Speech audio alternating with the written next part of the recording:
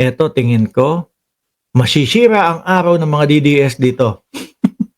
Bakit?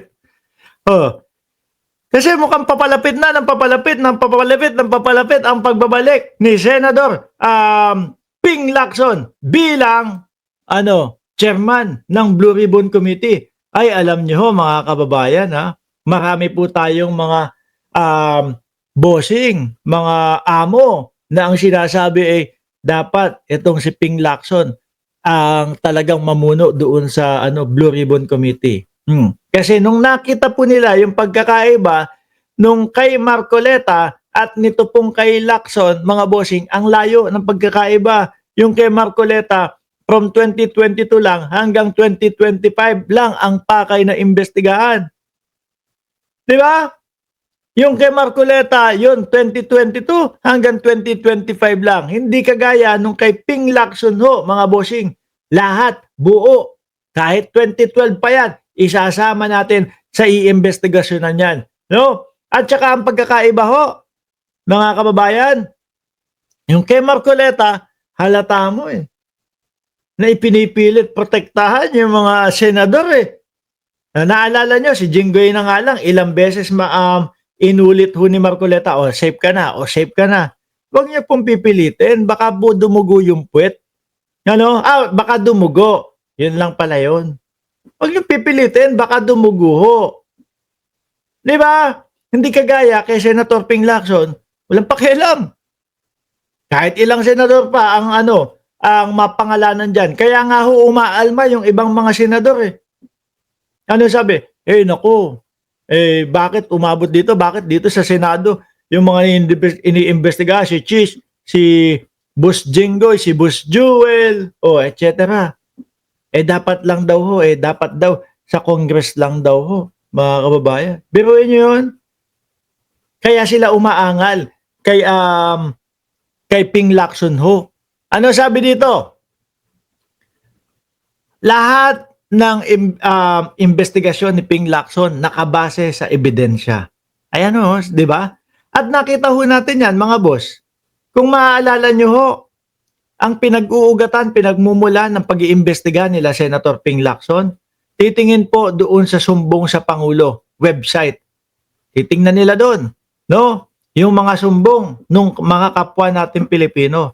Pag nakita ho nila, eto, sinasabi, perwisyo na sa kanilang lugar itong ginagawang flood control, etc. O naglagay ng karatula, tapos sinabi na may gagawing proyekto dito, tas hindi na itinuloy. Isinumbong doon. Ngayon, beberepekahin po nila yan. Ano ba nangyari doon sa proyekto ng lugar na ito at isinusumbong ng ating mga netizen? Di ba? Pag binerepeka nila, makikita nila, unfinished pa, hindi pa tapos, pero kompleto na bayan. Doon at ganon yung ginagawa po ng kampo ni Senator Ping Lacson. Kompletos recados ho na talagang iniimbestigahan lahat. Walang naiiwan. Talagang pumupunta sila doon sa grounds para alamin na walang flood control o walang mga proyektong ginawa doon. Di ba? Kaya alam na alam nila kung paano o alam na alam niya kung paano patakbuhin yung investigasyon sa Senate Blue Ribbon Committee. Ganda-ganda na ngayon ng Pasig, pinaganda ni PBBM, aangkinin na naman ng mga bulastog na Duterte, sabi ni Explorer. Ganyan naman ho yung mga yan. Sabi dito, he was being led by the evidence. He's not targeting any senator or senators. Kumbaga kusa lang lumalabas yung mga pangalan ng mga senador di ba? Kusa lang yung sinasabi yung mga pangalan ng mga senador Pero teka, ang napapansin natin sa mga senado natin, mukhang pinagtatakpan yung mga kapwa nila senador. Sa pamamagitan ng pagsasabi na, tinatarget yung mga senador ganito, ganyan. Kaya sabi ni JB, yoko na dito sa majority. Dampo na ako. Bakit? Natatarget yung kapatid ko Muntik na daw siyang lumipat sa minority. Higis ta-target yung kapatid ko eh. Sasama niyo diyan sa investigasyon ng flood control o diyan sa mga ghost project eh. Hindi.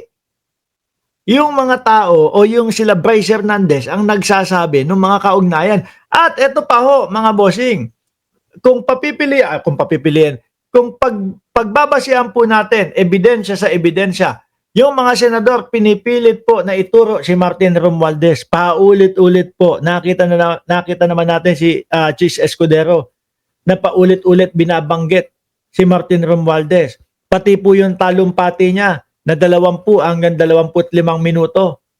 Wala po akong nakitang susuporta doon sa sinabi ni Chis Escudero na mastermind si Martin Romualdez. Wala. Pero yung sa mga senador ho, yung sinabi ni Joel Villanueva, wala akong makita o wala akong mga kakilala na mga district engineer. Boom, ayun. Labas yung mga picture. Si Jinggoy naman, save ka na. Save ka na, Jinggoy. Hindi pa daw. Nilabas yung yung screenshot na may nagngangalang Beng Ramos na stop daw ni Jinggoy. Nako. May mga ebidensya pong ipinapakita laban doon sa mga senador. Kaya paano nila sasabihin na pinupunterya lang yung mga senador? Hindi. Di ba? Baka natatakot po yung ibang mga senador. Baka sila din may mga ghost project. No?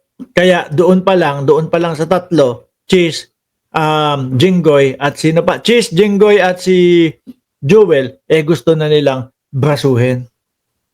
No? Tingin ko, in-stress nila si Ping Lacson Kaya nag-resign doon sa kaso eto, mukhang ready na uulit. At mukhang handang-handa na ulit sumabak. Di ba, Sir Miko Boys? 491 ang kanyang like. Hi, I'm late. Okay lang po yan. Pwedeng mag-reply. Tuloy! He's not targeting any senators, or congressman, or any member of the executive department. Sa nakikita ko ho kasi sa investigasyon ni Senador Ping Lacson, kumbaga ho, mga kababayan, nakapokus lang talaga kung sino yung mga mapapangalanan No? Nakapokus lang po talaga doon sa katotohanan Hindi kagaya nung pag-iimbestiga ni Marcoleta. Yung kay Marcoleta, majority ng mamamayang Pilipino sinasabi, ang bias naman itong imbestiga. Pero may mga nananawagan May mga nananawagan na ibalik daw si Marcoleta bilang chairman ng Blue Ribbon Committee. Ano masasabi niyo doon? Ano masasabi niyo? Malamang ayaw nung iba. Karamihan nung iba ayaw kay Marcoleta Kasi limitado lang at paulit-ulit daw na sinasabi na ligtas ka na, Jinggoy. Sir Miko Boy, salamat po sa inyong super sticker.